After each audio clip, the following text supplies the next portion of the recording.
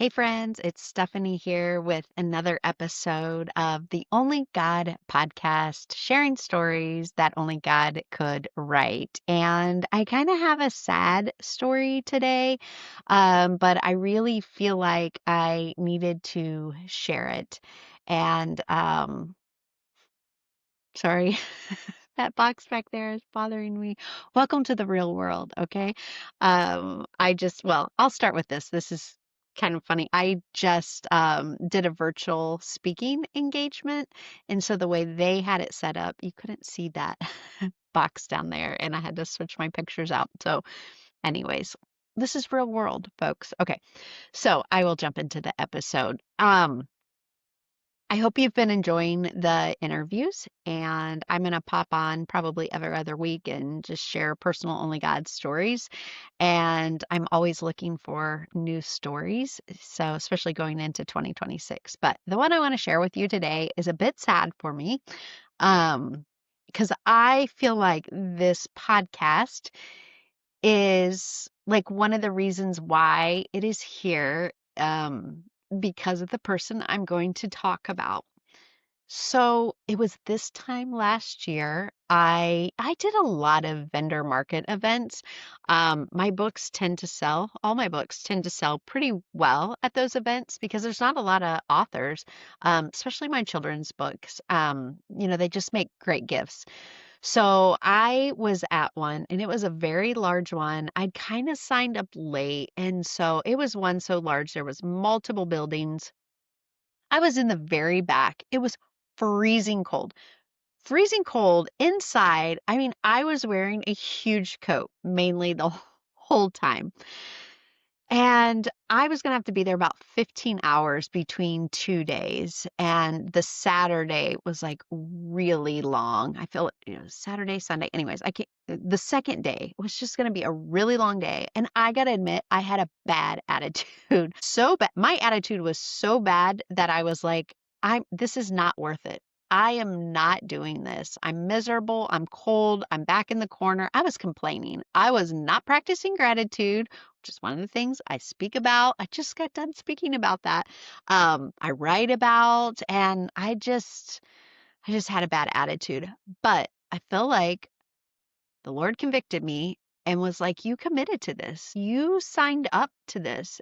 It's one that sells out. So it's like if you leave, you took a spot from somebody else." And it's always a good lesson because it's easy to quit. It is easy to quit. I could have packed up my stuff and nobody would have known any different besides the planners, and I probably wouldn't have been able to come back, because most of those events are like that. Like if you pack up and leave, then you're not allowed to come back the next year. But I'm like, I wouldn't be coming back. I'm so miserable. So, anyways, I was having a bad attitude, but I had committed and I'm like, I am staying. So, get to the very end. And when I mean very end, it's like 10 minutes before we're allowed to pack up and leave. And it had started to get better for me because I changed my mindset. It is amazing how when you are going through something uncomfortable, and that wasn't, that's like, that's nothing like health issues or anything like that, just me being whiny. But when you just decide, I'm going to be here, I'm going to enjoy it, I'm going to talk to the people, I get to talk about my books. I made friends with all the people who were around us. Like the guys across us were selling coffee cakes, amazing homemade coffee cakes. Anyways, so we can change our mindset very, very quickly. So, anyways, I had gotten into a bit of a better mood. And let's say it's like 10 minutes before we can start tearing our booths down. And this guy comes over to me. I had never met him. And he tells me that he was there to meet me. And I was like, what? Like, how did you even know I was here? Um, and come to find out, I think his brother had a booth there and he was from the Nashville area and he had seen that I was going to be there and that I was an author. And he had a podcast with another young lady. So they had a podcast called Write Better Together. His name was Jon Meyers. and Emily Brooks. They had this podcast, and he wanted to come meet me. And I think he had watched my TEDx talk and to kind of see, like, am I the same person that he saw in the TEDx talk? And if he would have met me, 5 hours earlier, I would have not been because I had a bad attitude. But anyway, so he invited me on his podcast and we just hit it off. He was somebody that just really seemed led by the Holy Spirit and was very vocal about that when he met me. And he had shared that his co host, Emily, was going to be going out on maternity leave. And it was like right there, we started talking about like, maybe I could be a co-host. He had to talk to Emily and obviously have me on the show first and just see how it went. So fast forward, I was on their show and then I ended up getting to co-host while Emily was out on maternity leave, I think for 2 months, maybe all of May and June, maybe into a little July. I can't remember. Um, and then it was because of that, he wanted me to continue on, but I had met my commitment and I really felt like the Lord saying that I had met my commitment and I was supposed to be spending my time somewhere else because it did take quite a bit of time each week just to do some preparation, do the recording. Yeah, and I just really felt like the Lord was telling me that I needed to step away and do, work on something else.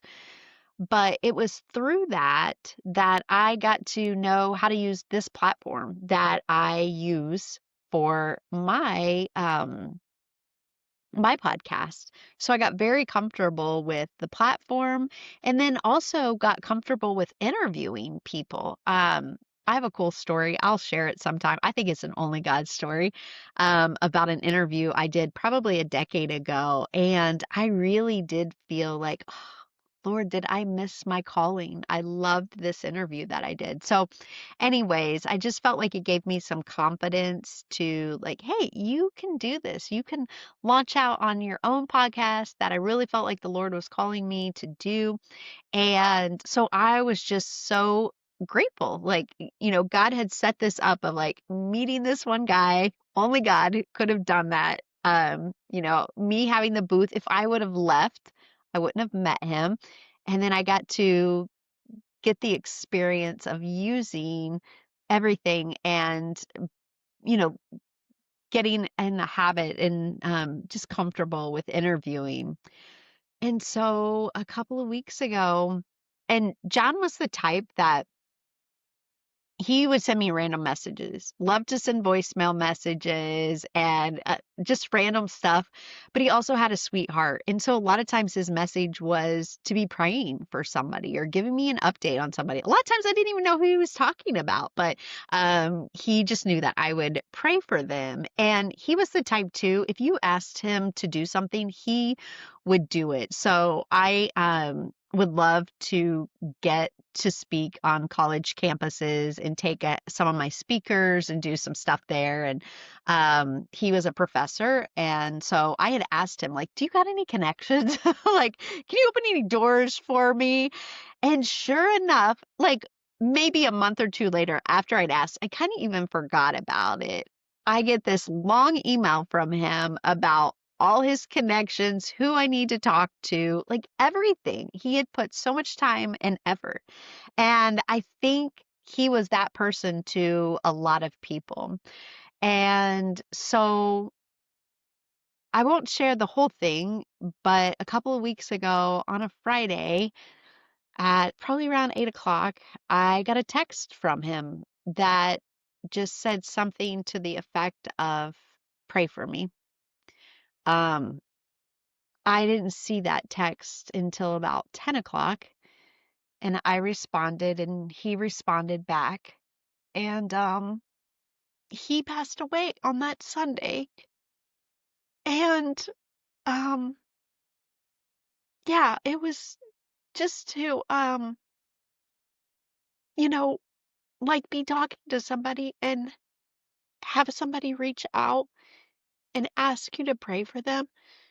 Um and then they were gone. So um I don't have all the details. I think maybe he had a heart attack. Um, but I felt like I needed to do this episode um in his memory, in his honor, because I do feel like it was only God that used him in this window of a year to meet me and to give me an opportunity to sit on his podcast and to interview, um, and then to be able to launch this one. So, um,